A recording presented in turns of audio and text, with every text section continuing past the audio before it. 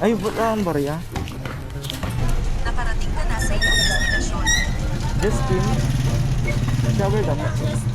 Dapat kakancel ko na si madam kasi lagpas na siya ng 5 minutes.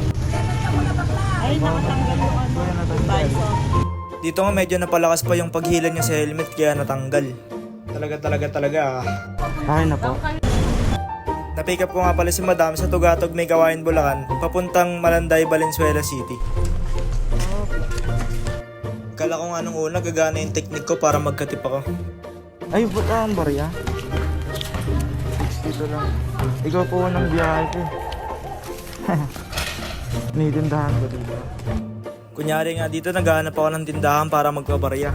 Ang di niya alam gusto ko talaga magkatip. Sabi ko kay tropa nagbablog ako.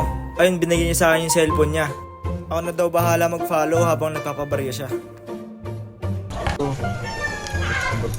Thank you. Ingat po.